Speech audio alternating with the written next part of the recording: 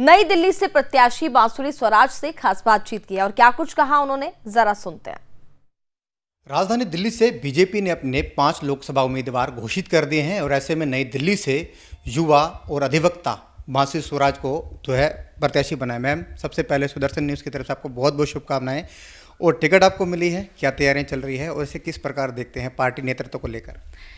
आपका बहुत बहुत धन्यवाद।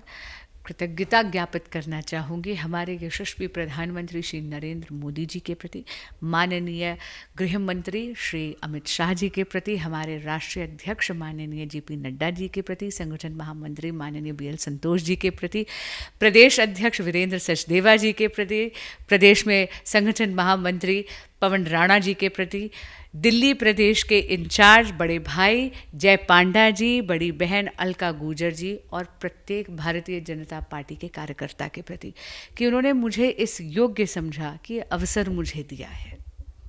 मैम, आप एक युवा भी हैं और बड़ी जिम्मेदारी है, तो इसको निर्वहन करने के लिए अभी जब टिकट मिली, घोषणा हुई, तो मन में किस प्रकार का विचार आया? जी, मैंने जैसे कहा कि सबसे पहले तो आभार आया और फिर एक प्रण लिया कि मोदी की गारंटी, जो गारंटी पूरी होने की गारंटी है, अब की बार 400 पार का संकल्प लेकर और फिर एक बार मोदी सरकार का संकल्प लेकर हर भाजपा कार्यकर्ता के साथ नई दिल्ली संसदीय क्षेत्र में जाऊंगी और वोट लेकर आऊंगी।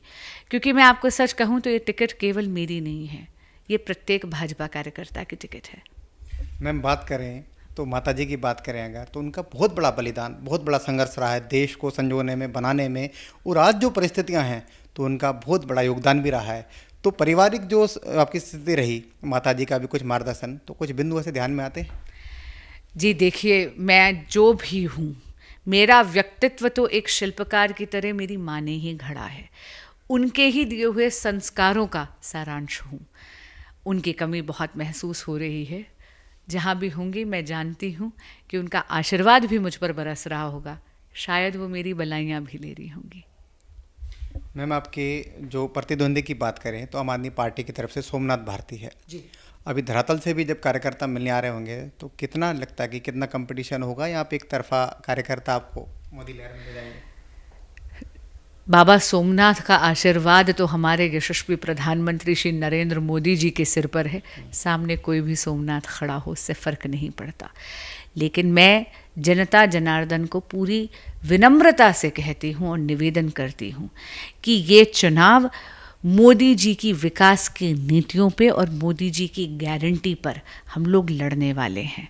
और यदि आप चाहते हैं कि विकास की गति में अवरोध ना पड़े, यदि आप चाहते हैं कि वाकई मोदी जी का और हम सब का ये संकल्प एक विकसित भारत का 2047 तक पूर्ण हो, तो इसलिए आप कृपया फूल का, कमल के फूल का बटन चुनाव में दबाकर मोदी जी को यशस्वी प्रधानमंत्री देश का तीसरी बार ज़रूर बनाएं।